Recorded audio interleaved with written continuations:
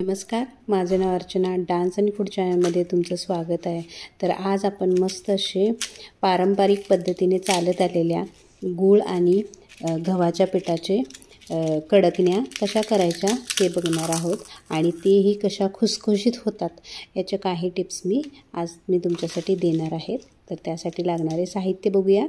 मी 1 वाटीचं प्रमाण घेतलेलं आहे. 1 वाटी मी गव्हाचं पीठ घेतलेलं आहे, पाऊण वाटी गूळ घेतलेला आहे आणि आमच्या इकडे तर बडीशोप आणि वेलची पूड घालतात म्हणून मी घेतलेली आहे. त्याचबरोबर आपल्याला 1 चमचे चण्याचं पीठ लागणार आहे आणि अशा पद्धतीने 2 चमचे मी यामध्ये तूप घेतलेलं आहे. तर ही 1 वाटी पीठ मी आता यामध्ये प्लेटामध्ये घेतलेलं आहे आणि जे आपण बडीशोप आणि वेलची घेतलेली होती ती मिक्सरमध्ये आपल्याला अशी भरड वाटून घ्यायची आहे. तर ती मी वाटून घेणार आहे.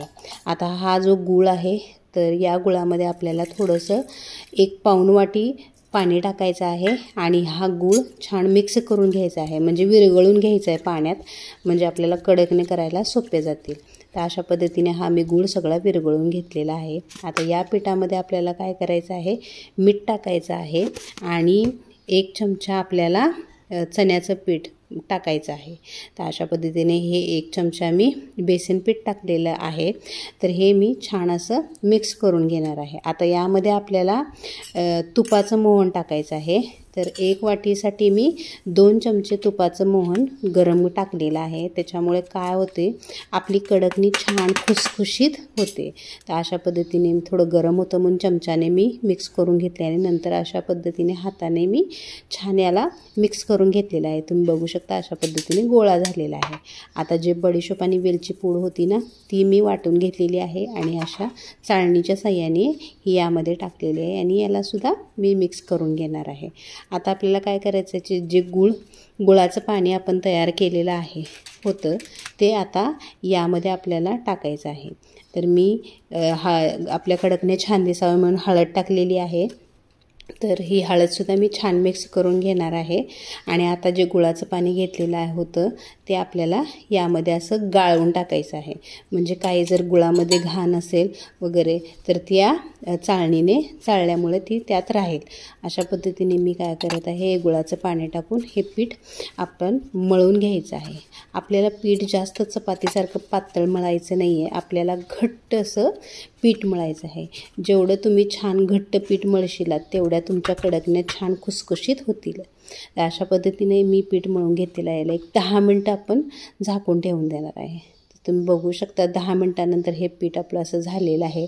आपलं हे पीठ घट्टच आहे आणि याला 2-3 मिनटं छान मसळून मळून घ्यायचं आहे. त्याच्यानं काय होतं की कडकण्याला आपल्या छान खुसखुशीतपणा येतो. तर तुम्ही बघू शकता अशा पद्धतीने मी कडकण्याचं पीठ मळून घेतलेलं आहे आणि अशा पद्धतीने आपल्याला गोळे करून घ्यायचे आहेत. तर मी काही गोळे थोडे जाड केलेले आहेत, आम्हाला खुसखुशीतसुद्धा आवडतात आणि काही कडकसुद्धा आवडतात. तर अशा पद्धतीने मी थोडे गोळे मी जाड केलेले आहेत आणि थोडे गोळे मी म्हणजे छोटे गोळे केलेले आहेत. आता लाटताना आपल्याला काय करायचं आहे, छोट्या आकाराच्या अशा लाट्या लाटायच्या आहेत. तर कमी पिठात हे आपण लाटायचे आहेत. तर तुम्ही बघू शकता अशा पद्धतीने मी हे सर्व लाट्या करून घेत आहे आणि बाकीच्या उरलेल्या ज्या लाट्या आहेत त्या मी अशा पातळ, ज्या आपण पापड लाटतो ना तशा पद्धतीच्या पातळ अशा मी लाट्या त्यानंतर लाटून घेणार आहे. आता या मी थोड्या खुसखुशीत करणार आहे म्हणून मी थोड्याशा लाटलेल्या आहेत, पण ज्यांना कुरकुरीत खुसखुशीत हव्या आहेत त्यांनी पातळ लाटी करावी. तर अशा पद्धतीने सर्व लाट्या मी करून घेतलेल्या आहे आणि आपलं तेल पण गरम झालेलं आहे. तर तुम्ही बघू शकता मस्त टम्म अशी फुगलेली आपली कडकणी तयार झालेली आहे. ह्या लाट्या थोड्या मी जाड ठेवलेल्या आहेत त्याच्यामुळे ह्या अशा टम्म फुगत आहेत. तर ज्या तुम्हाला जास्त कुरकुरीत जर हवे असतील तर तुम्ही पातळ, म्हणजे आपल्या पापड जसं असतो तशा पद्धतीचे लाटून तुम्ही करू शकता. ह्यासुद्धा मी लाटलेल्या आहेत. तर तुम्ही बघू शकता अशा पद्धतीने टम्म फुगलेल्या आपल्या मस्त कडकण्या मी सर्व तळून घेतलेल्या आहेत. तर तुम्ही बघू शकता आपल्या ह्या कडकण्या किती मस्त अशा तयार झालेल्या आहेत आणि तेलकट दिसत नाही आहेत बघा. तुम्ही बघू शकता बिलकुल तेलकट वाटत नाही आहेत या कडकण्या. तर अशा पद्धतीने जर तुम्ही ट्रिक फॉलो केली तर तुमच्या कडकण्या बिलकुल तेलकट होणार नाही, पुरी तुमची बिलकुल तेलकट होणार नाही आणि किती मस्त असं आपल्या कडकण्या तयार झालेल्या आहेत आणि टेस्टला तर खूप छानच लागतात।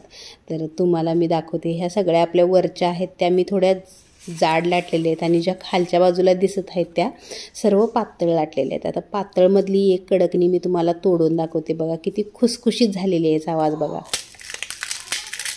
बघा किती मस्त खुसखुशीत अशी कडकणी आपली तयार झालेली आहे। तर ह्या आपण थोड्याशा पातळ लाटलेल्या कडकण्या होत्या। आता यामधलेच मी तुम्हाला जे म्हणले की मी थोड्याशा जाड अशा लाटलेल्या आहेत, त्यातली सुद्धा एक कडकणी मी तुम्हाला तोडून दाखवते। ही बघा, ही सुद्धा किती मस्त अशी तयार झालेली आहे। तर तुम्ही दोन्ही पद्धतीने या कडकण्या करू शकतात, खूप छान होतात, खुसखुशीत होतात, मस्तच होतात। तर अशा छान छान रेसिपीज जर माझ्या तुम्हाला बघायला आवडत असतील तर माझ्या चॅनलला लाईक करा, शेअर करा आणि सबस्क्राईब करायला विसरू नका। तर ही रेसिपी तुम्हाला कशी वाटली हे मला कमेंटमध्ये नक्की सांगा। भेटूया आता आपण नेक्स्ट रेसिपीमध्ये। थँक्यू।